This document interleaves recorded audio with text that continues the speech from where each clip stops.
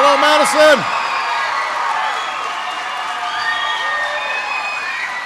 Thank you so much. Thank you. Everybody, please have a seat. Have a seat. It is good to see all of you. Good to be back in Madison.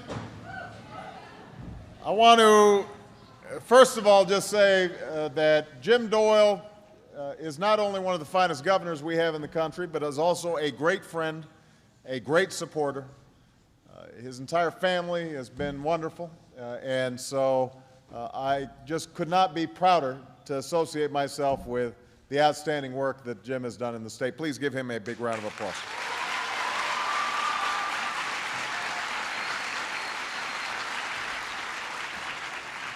We've got two wonderful mayors in the House. First of all, your own Dave Cieslewicz is here. Dave.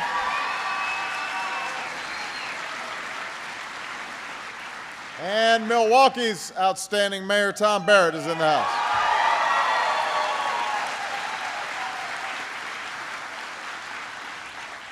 I am so impressed with the work that's been done here at Wright Middle School, and I know that Principal Nancy Evans deserves a huge amount of credit, so please give her a big round of applause.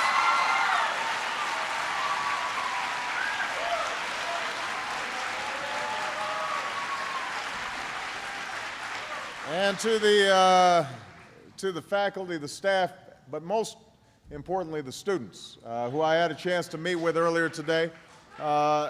They are just some outstanding young people. So if there are any parents of students in the House, you should be proud. And give them all a big round of applause.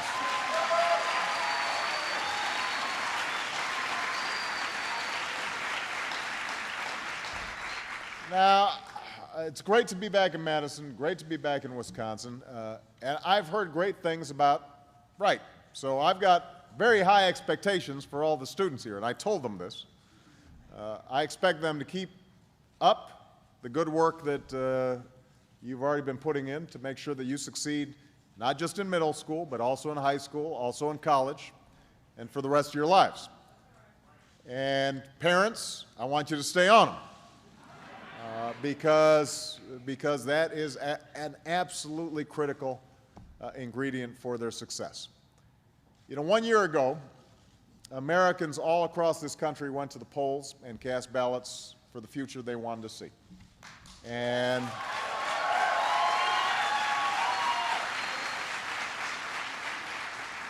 Election Day was a day of hope, it was a day of possibility, but it was also a sobering one, because we knew even then that we faced an array of challenges that would test us as a country. We already saw that there was a financial crisis that threatened to plunge our economy into a Great Depression, the worst that we've seen in generations. We had record deficits, 2 wars, frayed alliances around the world. Facing this reality, my administration had 2 fundamental obligations. The first was to rescue the economy from imminent collapse. And while we still have a long way to go, we have made meaningful progress toward achieving that goal. We acted boldly and swiftly to pass the Recovery Act that has made a difference for families right here in Wisconsin. And Jim, your governor, described the difference that it's made. We've put a tax cut into the pockets of 95% of hardworking families. We created or saved over 1 million jobs, including 4,000 education jobs right here in Wisconsin. We've taken steps to unlock our frozen credit markets so that the ordinary American can get the loan that he or she needs to buy a home or a car, to go to college or start a new business. We've enacted measures to stem the crisis in our housing market, to help responsible homeowners stay in their homes and curb the decline of home values overall. So all these things contributed to the first quarter of economic growth that we've had as a nation in over a year. The rate of job loss is slowing, although not nearly fast enough yet. The work continues, but we're moving in the right direction, and we are going to keep on fulfilling our obligation to do every single thing we possibly can to pull this economy out of the ditch and to make sure that people can find jobs that pay good wages. That's our top priority.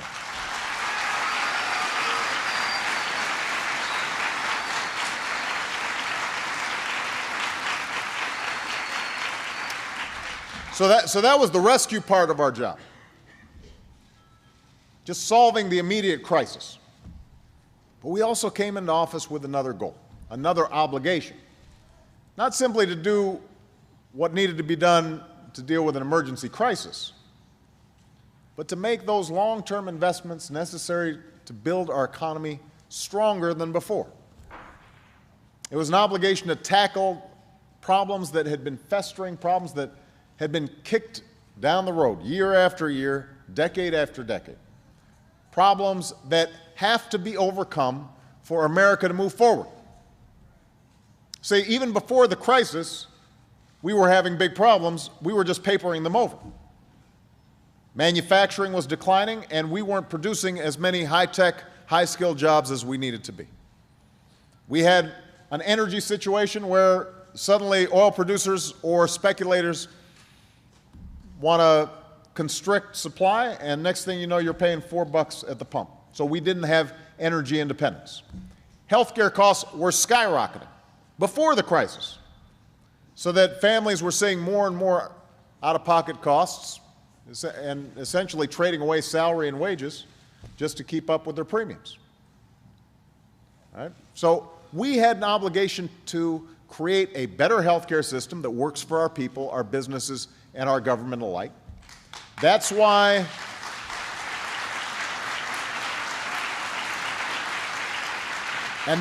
we've been pushing so hard on healthcare reform. That's why we took up the cause of a clean energy economy that will free America from the grip of foreign oil and generate millions of good-paying jobs in the process, green jobs and retrofitting old buildings to make them more energy efficient, creating the batteries and other technologies needed for plug-in hybrids that can get 150 miles a gallon and will help to curb climate change. And that's why we're taking up the cause that I'm here to talk about today, and that is offering the best possible education to America's sons and daughters.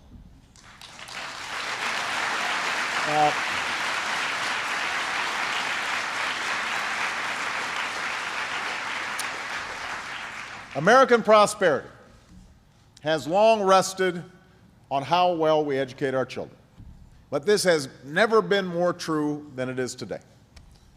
In the 21st century, when countries that out-educate us today will out-compete us tomorrow, there is nothing that will determine the quality of our future as a nation and the lives that our children will lead more than the kind of education that we provide them. Nothing's more important. And here's what we know. Over the course of a lifetime, those with a college degree, and I want the young people here especially to listen to this, over the course of a lifetime, those with a college degree earn over 60% more than those with only a high school diploma. 60% more. Most of the fastest growing jobs require a bachelor's degree or more. This is what we were talking about earlier in the classroom there. 4 out of every 10 new jobs will require at least some advanced education or training within the next decade. So put simply, the right education is a prerequisite for success. There was a time when if you just got a high school education and you were willing to work hard, you can get a job in a trade or at the factory that paid a middle-class wage. And those days are declining. The currency of today's economy is knowledge. And yet, we continue to trail other countries in a number of critical areas. The United States, a nation that has always led the way in innovation, is now being outpaced in math and science education. A handful of states have even gone in the wrong direction, lowering their standards at the very moment that they should be raising them. We used to rank number 1 in the number of college graduates and advanced degrees. That's not the case anymore. Meanwhile, African American and Latino students continue to lag behind their white classmates, an achievement gap that will ultimately cost us hundreds of billions of dollars because that's our future workforce. Of course, these problems aren't new. We've heard about them for years. But instead of coming together to solve them, we've let partisanship and petty bickering stand in the way of progress. It's been Democrat versus Republican.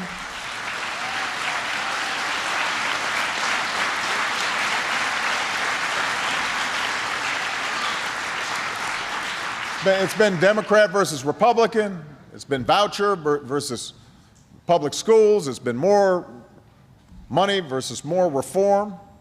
In some cases, people have seen schools as sort of a political spoil having to do with jobs and contracts instead of what we're teaching kids. And this status quo has held back our children.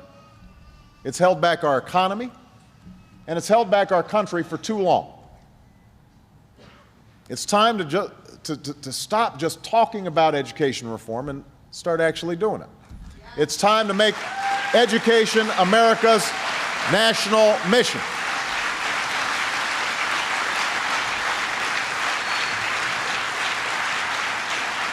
Now, I'm proud to say that thanks to one of the best secretaries of education America has ever had, Arne Duncan, who's here today. Stand up, Arne, so everybody can see.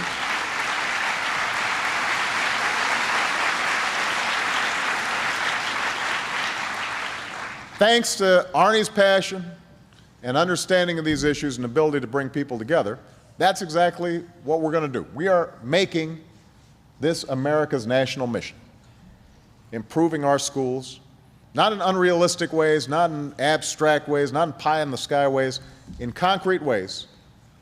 We are putting our resources behind the kinds of reforms that are going to make a difference. In the coming weeks, states will be able to compete for what we're calling a Race to the Top award.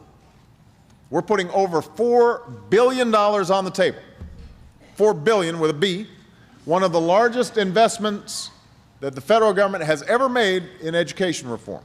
But we're not just handing it out to states because they want it. We're not just handing it out based on population. It's not just going through the usual political formulas. We're challenging states to compete for it. And I have to tell you, this was not an easy thing to get through Congress. This is not normally how federal dollars work. But because of Arne's tenacity and our commitment to make sure that reform happens, that's how we've structured it. We're saying to states, if you are committed to real change in the way you educate your children, if you're willing to hold yourselves more accountable, and if you develop a strong plan to improve the quality of education in your state, then we'll offer you a big grant to help you make that plan a reality. Now, before a state is even eligible to compete, they'll have to take an important first step. And this has caused some controversy in some places, but it shouldn't be controversial. Any state that has a so-called firewall law will have to remove them. Now, here's what a firewall law is. It basically says that you can't factor in the performance of students when you're evaluating teachers. That is not a good message in terms of accountability. So we said if you've got one of those laws, you want to compete for these grants, you got to get rid of that law. And we'll encourage states to take a better approach when it comes to charter schools and other innovative public schools. When these schools are performing poorly, they'll be shut down. But when innovative public schools are succeeding, they shouldn't be stifled, they should be supported. And I'm proud to say that already a number of states have taken us up on this challenge across the country. Different groups are coming together to bring about change in our schools. Teachers' unions and parent groups, businesses and community organizations. In places like New Haven, educators and city leaders have come together to find a smarter way to evaluate teachers and turn around low-performing schools.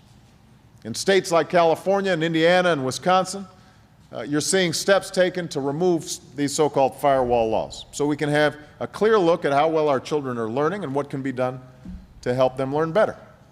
States like Delaware and Louisiana, Tennessee and Illinois are all making efforts to let innovative charter schools flourish. So a race to the top has begun in our schools. But the real competition will begin when states apply for the actual race to the top grants. See, they had to make some changes just to even join the race. But now the race starts, and we're going to start seeing even more interesting changes at the local level. So we'll take a hard look at states' applications to determine whether they measure up. We'll take a look at a state's track record to determine whether the steps they've taken have had real results when it comes to their students' education. We'll take a look at whether states are taking an all-hands-on-deck approach when it comes to reform. And in particular, we'll take a look at how states are doing when it comes to 4 key measures of reform. And I want to get into some details about this because I want you as parents, as well as the educators, to understand what the data and the science and the studies and the research show actually make a big difference in terms of school improvement. And because that's what we were basing this stuff on. We didn't just kind of make it up. You didn't just do it because it sounded good. This is what the research shows is really going to make a difference. The first measure is whether a state is committed to setting higher standards and better assessments that prepare our children to succeed in the 21st century. And I'm pleased to report that 48 states are now working to develop internationally competitive standards.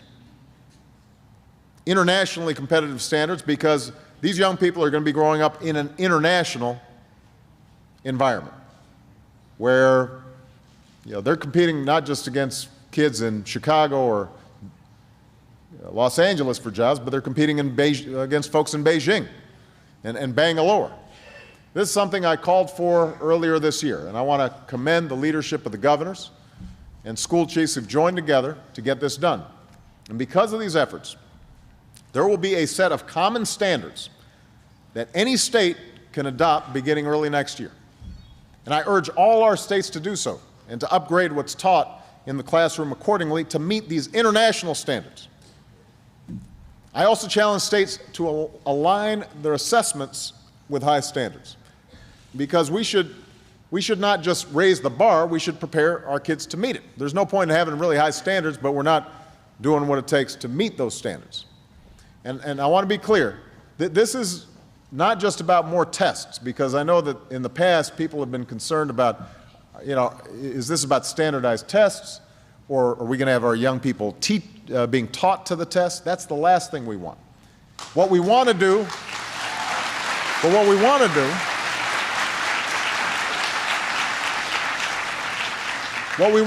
is finally get testing right. So it's not about more tests, it's about being smarter about our assessments. It's about measuring not only whether our kids can master the basics, but whether they can solve challenging tasks. Do they have the skills like critical thinking and teamwork and entrepreneurship? Assessments that don't just give us a snapshot of how a student is doing in a particular subject, but a big picture look at how they're learning overall. And assessments that will help tell us if our kids have the knowledge and the skills to thrive when they graduate. All right? So we're not just interested in can they fill out a bubble. Right? What we want to do is to take a look generally, are kids learning and gaining the critical thinking skills that they need to succeed.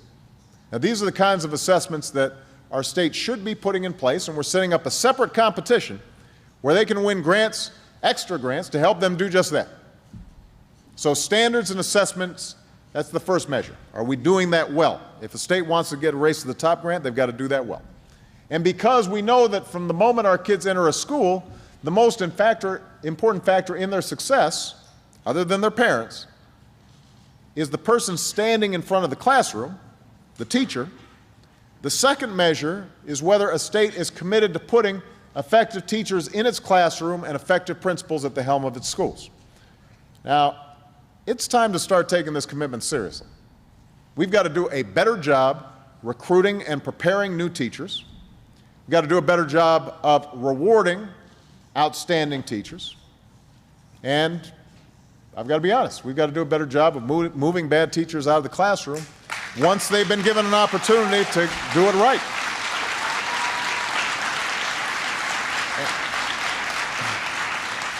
And that means creating alternate pathways to teaching for talented young people. by expanding programs like the one used in Boston, where aspiring teachers work side by side with effective mentors in a year-long residency. It means bringing quality teachers to the neighborhoods that need them the most. Because right now, a lot of what happens is that some of the best teachers, as they get seniority, they move on to the places, the school districts that pay better and, frankly, are easier to teach. And we've got to give them some incentives to stay so that the kids who need the most help are getting some of the best teachers.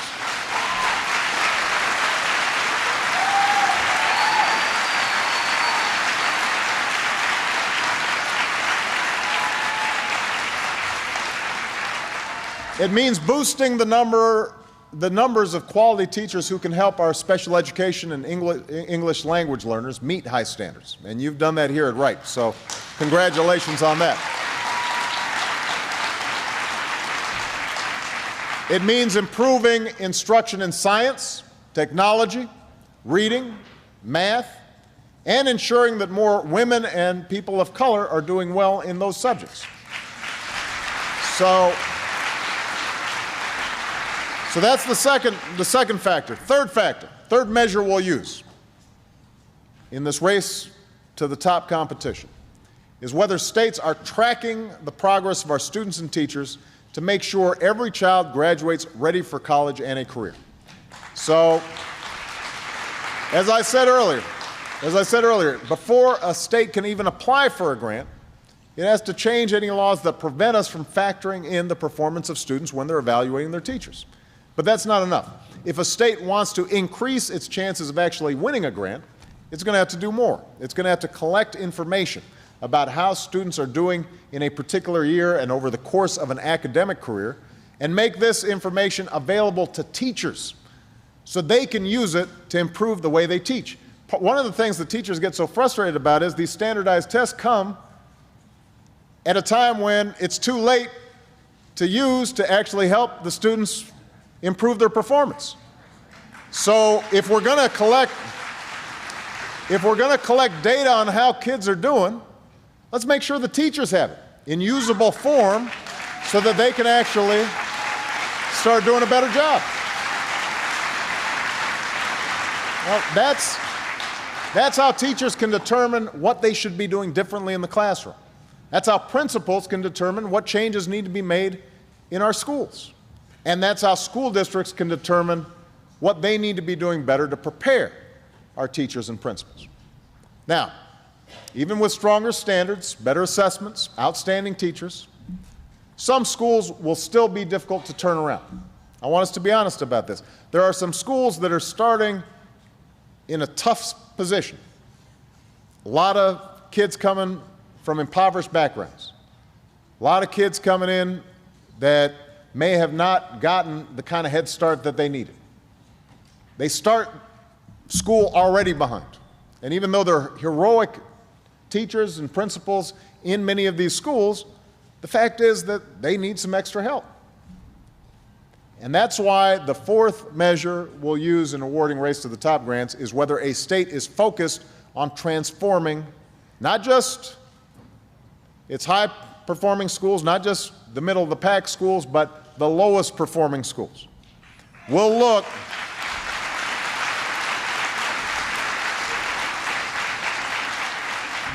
at whether they're willing to remake a school from top to bottom with new leaders and a new way of teaching, replacing a school's principal if it's not working, and at least half the staff, close a school for a time and then reopen it under new management, even shut down the school entirely and send its students to a better school nearby. I mean, there's always excuses for why these schools can't perform. But part of what we want is an environment in which everybody agrees, from the governor to the school superintendent to teachers, principals, and most importantly, parents and students, that there's no excuse for mediocrity. And we will take drastic steps when schools aren't working.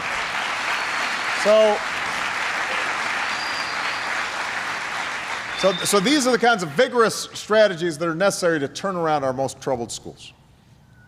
Transforming our lowest performing schools, using timely information to improve the way we teach our children, outstanding teachers and principals in our classrooms and our schools that are getting the support they need, higher standards and better assessments that prepare our kids for life beyond a classroom. These are the challenges, the 4 challenges that states have to take up if they want to win a Race to the Top award.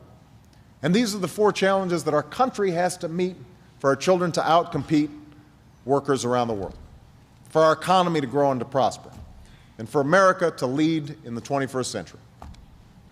Now, let me just close by saying this. I've said this before, but I never miss an opportunity to impress this upon an audience. Lifting up American education is not a task for government alone. It will take parents getting more involved,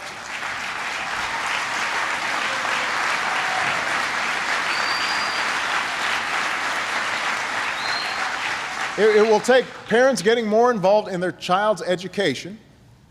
It'll take schools doing more to reach out with parents. It will take students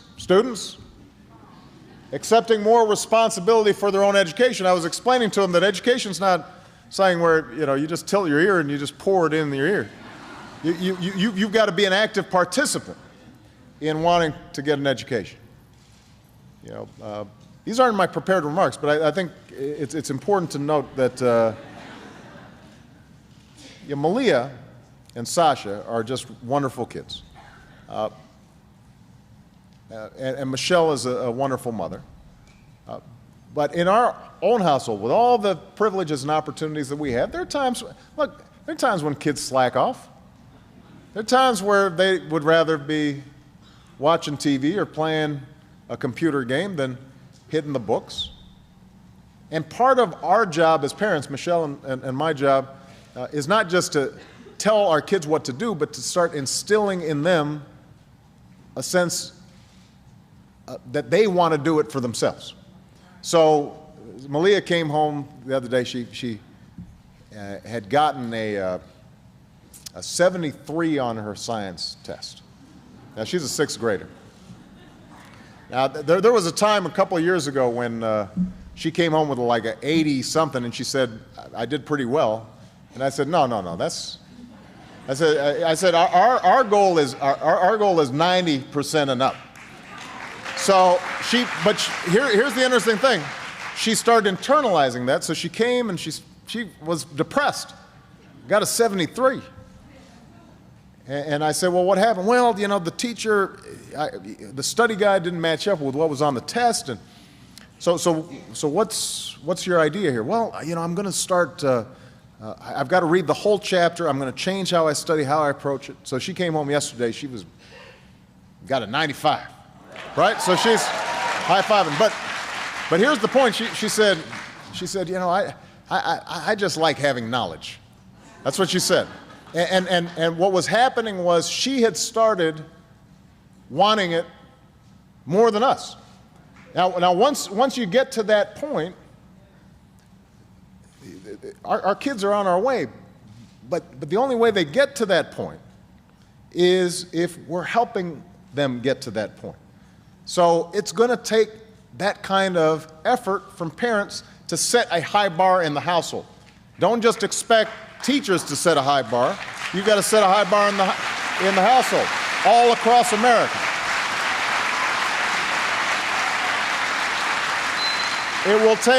It will take teachers' unions and parents and elected leaders working together as partners in common effort, not seeing each other as antagonists, but all of us having the same goal. It will take each and every one of us doing our part on behalf of our children and our country and the future that we share. Now, I'll never forget a moment many years ago. This is long before I ran for president, before I ran for elected office. I was just starting out as a community organizer in Chicago.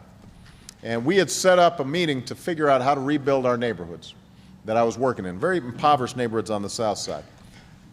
And nobody showed up to the meeting. This was my first big meeting. Nobody showed up. So I was pretty depressed. I had some community leaders, some volunteers who would help me try to organize this thing, and they were depressed. They felt so defeated, they were talking about quitting. everybody was too apathetic, they said. There's no point in trying. But then I looked outside as I was listening to him talk, and I saw some young boys playing in a vacant lot across the street. And they were just throwing rocks at an old apartment building that was boarded up. And those boys reminded me of me, who didn't have a father in the house and who got in some trouble when he was young. And I turned to those volunteers and I said, before we quit, I want to ask you a question. What's going to happen to those boys if we quit, if we give up on them? And I thought, if we can't see that we have got a stake in those young boys, if we're not willing to do our part on their behalf, if we fail to recognize that the fight for their future is the fight for our own future, well, who's going to do it? And so one by one, those volunteers, they stayed. Family by family, we reached out to the community. Slowly, people started coming to meetings. Block by block, we helped to turn those neighborhoods around and helped to improve some of those schools in the area. And that's the common spirit, the spirit of common purpose that all of us have to have in America today. And I'm absolutely confident that if we're all willing to come together and embrace that spirit in the living room, in the classroom, in the State House, on Capitol Hill, then not only will we see our students reaching farther, not only will we see our schools performing better, not only are we going to help ensure our children outcompete workers abroad and that America outcompetes nations, but we're going to protect the dream of our founding and give all of our children, every last one of them, a fair chance and an equal start in the race to life. Thank you very much, everybody. All right, thank you. God bless you. God bless the United States of America.